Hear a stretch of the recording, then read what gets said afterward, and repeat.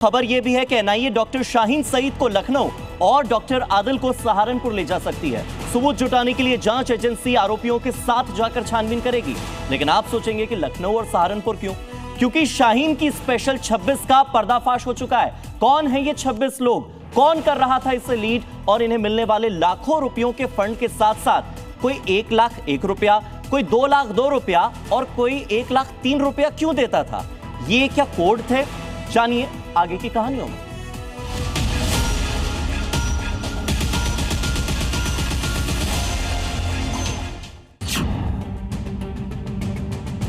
जैश की आतंकी madam surgeon यानी शाहीन अपने और अपने खास एचओडी के साथ एक स्पेशल टीम बना रही थी। उस टीम को बुलाया जाता, उनमें एचओडी चुना जाता और फिर उनको ऑपरेशन की पूरी जानकारी दी जाती। आतंकी शाहीन की ये टीम थी इसकी स्पेशल 26। इस स्पेशल 26 में 25 डॉक्टर थे और एक शाहीन खुद शामिल थी। इस स्पेशल 26 में 5-5 डॉक्टर्स की 5 टीमें बनाई गई थी और काम दिया गया था बड़े आतंकी हमले का। अब यूपी एटीएस के रडार पर उसकी बी टीम भी है, यही बी टीम जिसे वो बनाने में लगी थी। सूत्रों के मुताबिक शाहीन ने इस पूरे प्लान में अपनी टीम में एचओडी यानी हेड ऑफ डिपार्टमेंट भी बनाए थे और शाहीन इस पूरी टीम में सिर्फ एचओडी के साथ ही बातचीत करती थी, जबकि टीम के बाकी 4 मेंबर से संपर्क नहीं रखती थी। न ही बाकी टीम के मेंबर एक दूसरे का नाम जान पाते थे और न ही मिल पाते थे। ये इसलिए किया जाता था कि अगर कोई टीम जाँच एजेंसियों के रडार पर भी आ जाती तो दूसरी टीम सेफ रहती। यूपी एटीएस की रडार पर शाहीन की बी टीम आ चुकी है। शाहीन स्पेशल 26 टीम बनाने की कवायद में जुटी हुई थी। इसके लिए उसने 5 अलग अलग जिलों में 5-5 की टीम बनाने की जिम्मेदारी अलग अलग जगहों पर देना शुरू कर दिया था। लखनऊ में उसने ये जिम्मेदारी परवेश को दी थी, कानपुर में उसने ये जिम्मेदारी डॉक्टर आरिफ को दी थी और सहारनपुर में ये जिम्मेदारी डॉक्टर आदिल के पास थी। आतंकी शाहीन जैश से मिले अपने ऑर्डर्स अपने एचओडी तक पहुंचाती थी और फिर वो शाहीन से मिले ऑर्डर को आगे बढ़ाने का काम करते थे।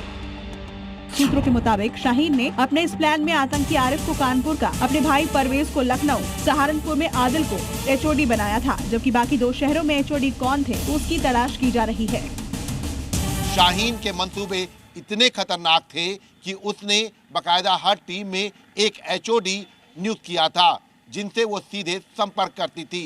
बाकी अन्य टीम मेंबर एक दूसरे से संपर्क ना कर सकें, इसको लेकर भी शाहीन ने पूरी अपनी कवायद की थी।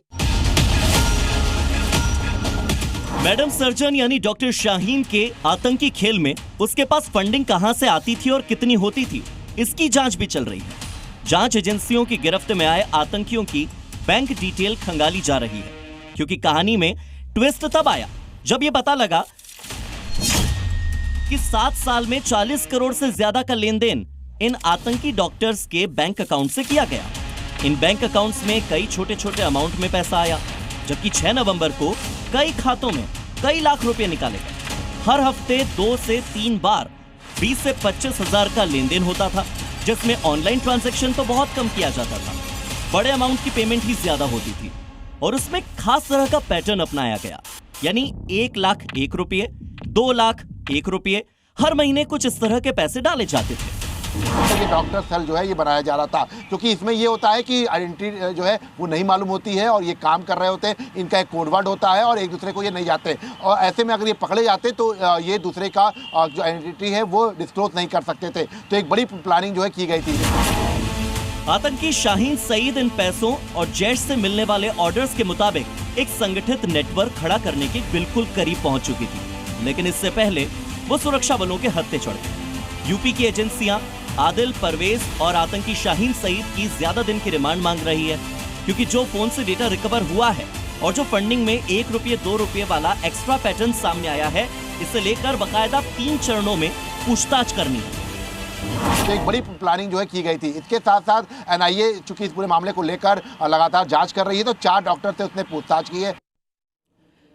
तो इस तस्वीर में उमर और मुजम्मिल के बीच में जो आपको शाहीन नजर आ रही है, कल हमने शाहीन को लेकर एक बड़ा खुलासा किया था। हमने आपको बताया था कि शाहीन जैसी कोई एक नहीं है, बल्कि 2 नहीं है, कम से कम 19 ऐसी महिलाएं हैं जो पूरे भारत में खुलेआम घूम रही हैं, बम धमाकों को अंजाम देने की फिराक में हैं, यानी कि 19 फिदाइन महिलाएं।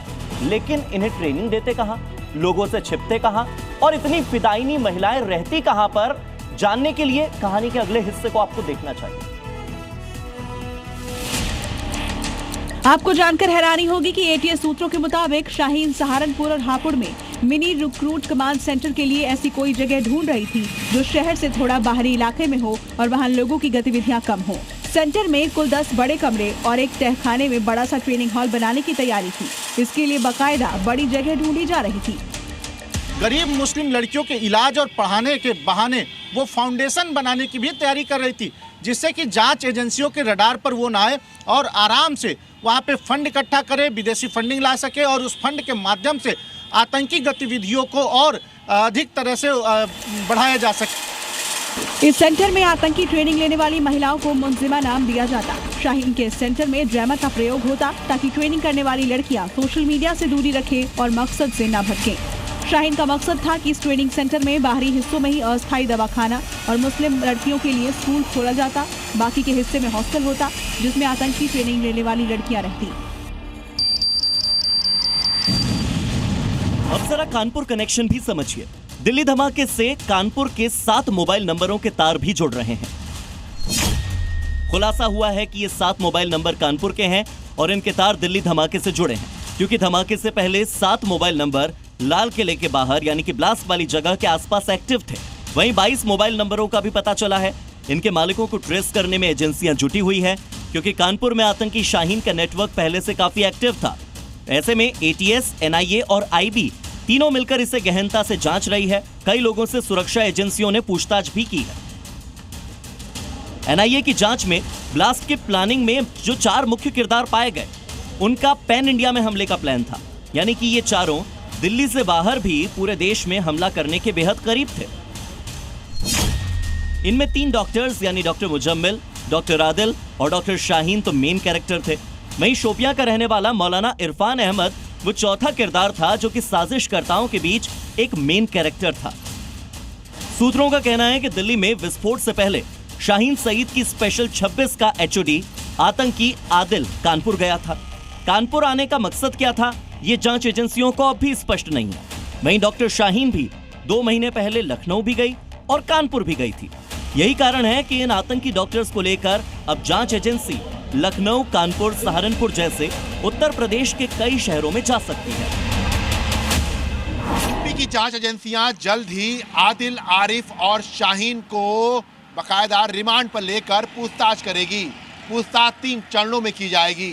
पहले चरण में अलग अलग पूछताछ की जाएगी, दूसरे चरण में आमने सामने बैठाकर पूछताछ की जाएगी और तीसरे चरण में सभी के पूछताछ के जो ब्यौरा होगा उनका मिलान कराकर कड़ी से कड़ी जोड़ा जाएगा।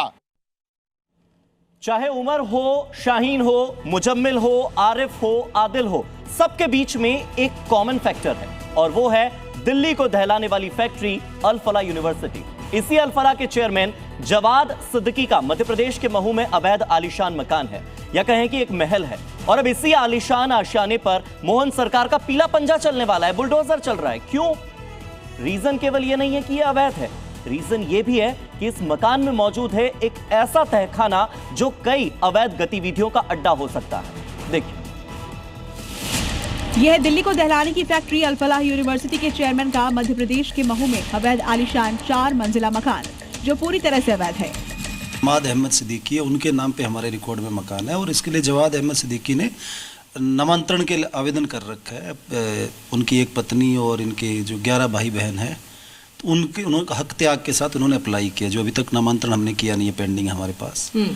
और ये मकान काफ़ी वर्ष पूर्व, लगभग 96 से 98 के बीच ये इन्होंने अवैध निर्माण किया था मकान का, बिना अनुमति के। खुलासा हुआ है कि अल फलाह के चेयरमैन जवाद सिद्दीकी के इस अवैध घर के नीचे बड़ा तहखाना है, जिसे जल्द ही पुलिस और प्रशासन खोलेगा और जब तहखाना खुलेगा तो राज भी खुलेगा।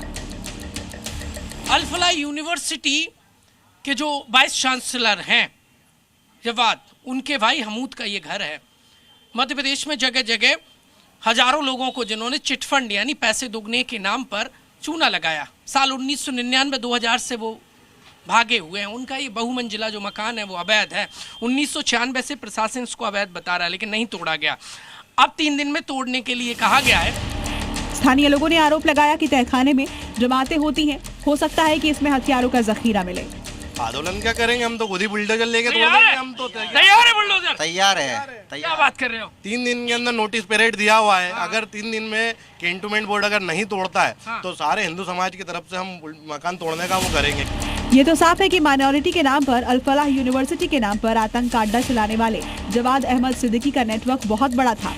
दिल्ली से दुबई तक उसका आर्थिक साम्राज्य फैला हुआ था। जवाद की यूनिवर्सिटी को आतंक का हेडक्वार्टर बनाने वाले व्हाइट कॉलर टेरर मॉड्यूल के रिश्ते पाकिस्तानी आतंकियों से थे।